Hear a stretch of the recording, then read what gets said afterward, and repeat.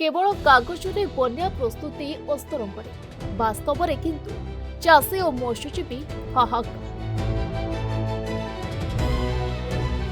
नदी में जलस्तर वृद्धि पाई तार शाखा देवी नदी में बन्या जल द्रुत गति बढ़ी। यार प्रभाव में पुरी जिला अस्तरंग ब्लॉक तलिया अंचल एवं संपूर्ण जलमग्न हो जाइछे।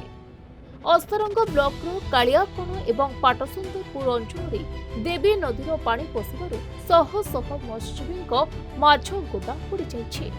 हजार हजार टंका खर्च करी तैयारी करिथिबा गोदामगुड़िक भितरे थिबा माछ सब मरि जाइछे।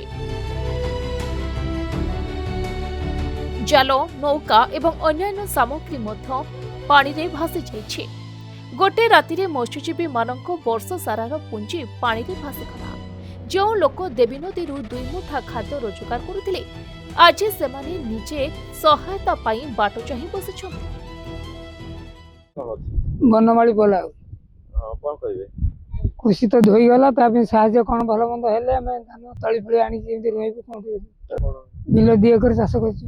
केते लोन 30,000 नाही जे तापर और एमति तो किसी साहाଯ୍य मिलले ताको की साहाय्य करिवे की तासिल कृषि अधिकारी की आसीबा ए आसीना तेणु जा हेले तो हमें लिखि देबा सरकार में जणैबा ना कोन ना 15,000 कोन हला एडा लाख टाका 5 एकर बिल चाष कर लाख टाका ऋण कर सब बड़ी पानी सब धोई गला बंध भड़ा किछि नाही पानी तो आसिला बिल बारे से बुडी गला सब टोटल धोई जाय किछि नाही सरकार अधिकारी आस्ता कोन करे तेथक हे होइछु आ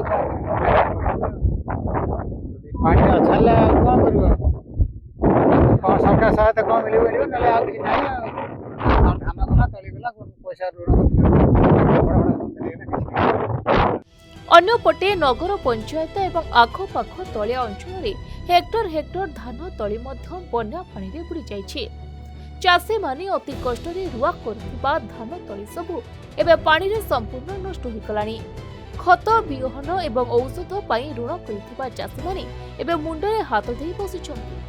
एई वर्ष फसल केमिति हेबो सेइटा ही बड़ प्रश्न।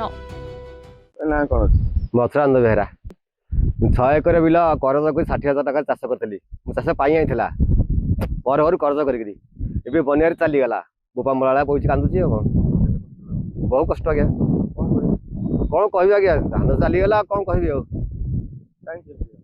बन्या आम सरकार आम जो मंत्री थे तुषार बेहरा कहली जे 7 लाख टाका खर्च कर माटी काम कर दियो गाँव को पानी आसोनी एम के 2टा लेसन चली गला तथा शुणिलानी जहाँ कह आम सब मंत्री मैंने सब पानी बुड़ छड़ होती कौन से चाषी कौन कर हताश ही बच कौन कर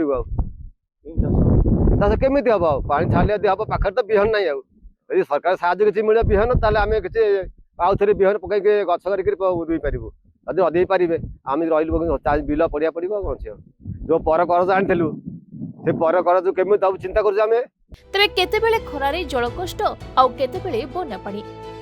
अस्तरंगर चाषी और मत्स्यजीवी उभय भी गभीर आर्थिक संकट में पड़िछन्ति।